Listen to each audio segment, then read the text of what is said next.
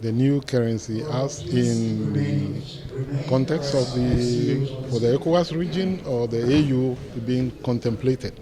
Well, I think largely it's feasible, but then as we shared during the conference, you realize that we just don't need a currency for the sake of it. For us as a region to have a common currency, it is important we have that synergy, that macro convergence that is required, that policy harmonization that is required for us to mitigate transmission of asymmetric shocks. And it is by this that we will be able to reap the benefits of having a single currency. Because just having a single currency in place, as I said, will not yield the desired result of promoting trade. So it's important the building blocks are laid properly. So it's feasible, but this accessibility to shocks, as I indicated, has sort of frustrated this move. It doesn't mean that it's not doable. It only tells us that we need to work at it more, build systems, take policy reforms that will help us build buffers and resilience. These vulnerabilities will always be with us.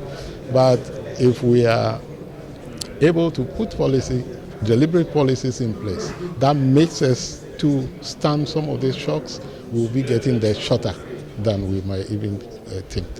I think it's feasible. The delay, if you put it in this context, it sounds as though there's some deliberate delays. Or fundamentally, arrangements have all been made. Several programs, about 10 programs under the ECOWAS monetary integration process have been complied with the currency being identified, the exchange arrangements being identified, and other frameworks, policy harmonizations are taking place. Now, what we have always argued is that it's important you ensure that the fundamentals are right.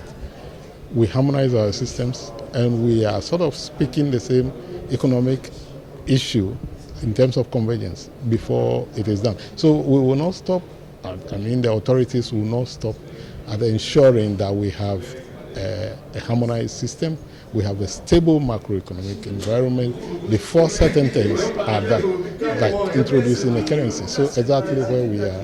So it's not delay per se, but it's just ensuring that we are able to do this, and we have been challenged, or the authorities have been challenged, system has been challenged by the succession of these shocks that hits us as a region, and that is mainly what is delaying the process.